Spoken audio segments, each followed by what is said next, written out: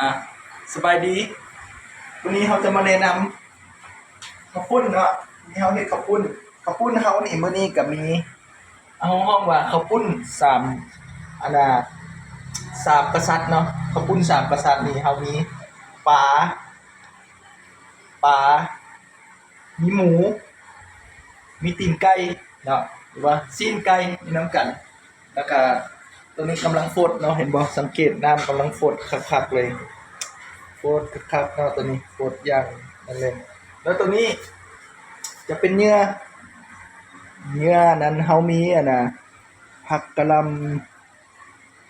ำตัวนี้แม่นมักปีถั่วงอกตอนเลือกตอนน้อยๆแล้วก็อันนี้จะเป็นพวกเครื่องมันทำหมักเผ็ดเนาะก็ใส่เป็นมีผักบัวกับเผ็ดแห้งคั่วใส่กันเนาะโอเคจังหน่อย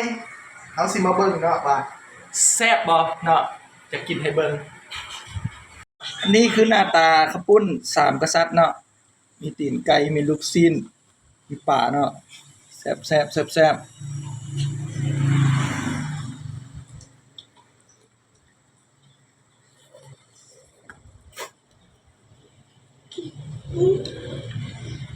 ปุ้นนี่แหละ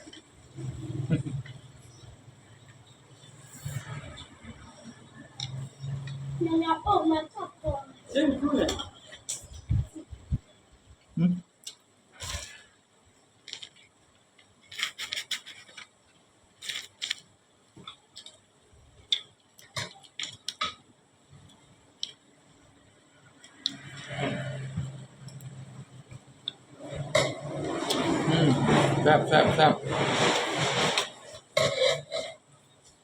สุดยอด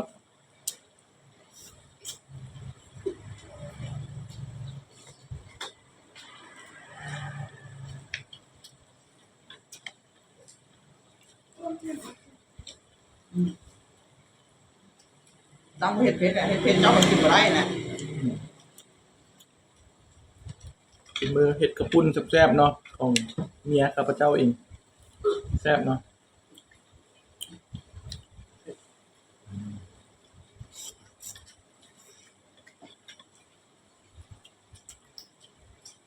คำใหญ่ๆ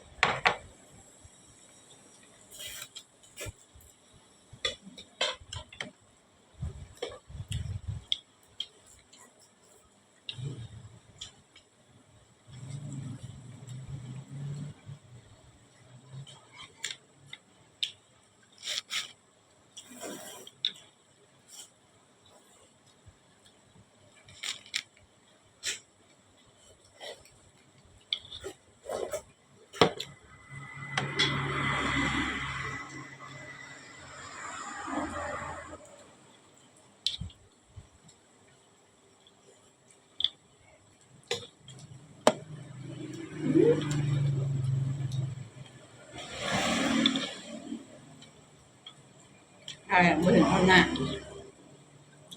ใช่ลงตั้งไหมเห็นหน้ากินอะไรต้องกินไกลๆนี่เป็นอย่างเนาะ YouTube มือใหม่จะเก่าแล้วมือใหม่ เล่น YouTube มาหลายปีมาบุกขึ้นจะเทื่อเนาะบางมาคลิปนี้กันมันสิขึ้นเนาะบอลไลน์ดอกจัง200 วิวก็พอเนาะ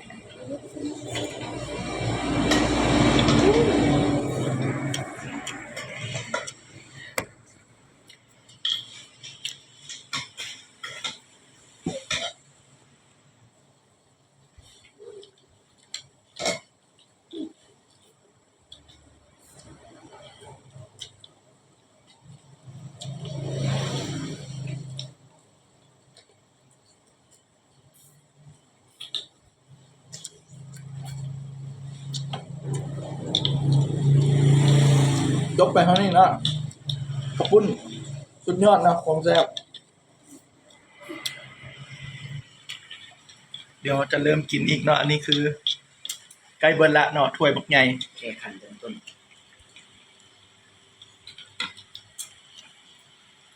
คนกินข้าวปุ้นเนาะ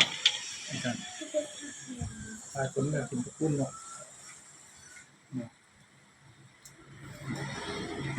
ถ้วยบักใหญ่เนาะอันนี้โอ้เน้นแต่ผักเก็บผักใส่บักหลายเนาะมากินผักคุณน้อยนี่ก็กินเหมือนกันเนาะ 2 คน เออ เท่ากับ2 คน ปุ้น